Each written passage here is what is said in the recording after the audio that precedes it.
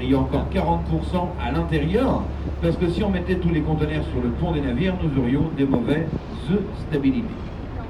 Nous allons apercevoir aussi, vous voyez, en manutention au-dessus de ces porte-conteneurs, tous ces grands portiques. Tous ces portiques, c'est ce qui va servir au chargement et au déchargement de ces conteneurs. Donc tout en haut de ces portiques, nous allons là apercevoir une petite cabine verte vitrée. À l'intérieur, nous avons le chauffeur du portique, lui qui est là. Le portiqueur, lui, charge et puis décharge ses conteneurs à vue d'œil. Il a seulement le plancher de sa cabine qui lui est vitré à 54 mètres au-dessus du quai.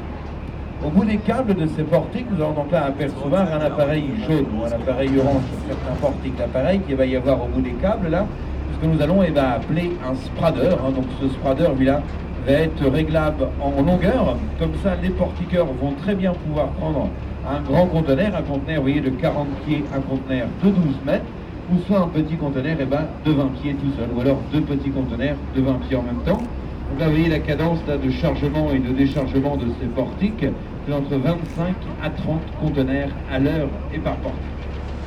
Donc selon l'activité portuaire, forcément, mais sur tous ces portiques, ils vont travailler là 24 heures sur 24, 7 jours sur 7, sauf le jour de Noël, le jour du 1er mai et le 1er janvier. Donc une journée comme aujourd'hui, vous voyez, ça va aller pour les portiqueurs pour charger ou décharger leurs conteneurs, mais des journées quand vous avez beaucoup de vent et beaucoup de pluie, ce n'est vraiment pas évident du tout pour eux. Ils font vraiment tout ça à vue d'œil. Donc tous ces portiques qui sont ici là à Port-de-Ville, tous ces portiques, ce sont des portiques qui sont donc là de marque ZPMC. Donc ça veut dire que tous ces portiques ont tous été construits en Chine. Malgré les 2 mois de voyage qu'il leur a fallu là pour venir ici, ils sont tous arrivés par bateau, par ce qu'on appelle par transporteur de colis lourds. Et bien ça revenait beaucoup moins cher que de les faire construire en France. Et chaque portique ont valu quand même plus de 8 millions d'euros chacun. Tous ces portiques peuvent la lever jusqu'à 100 tonnes. Il faut savoir qu'un conteneur fait en moyenne entre 20 à 40 tonnes et tous ces portiques sont là reliés sur des réseaux de 20 000 tonnes.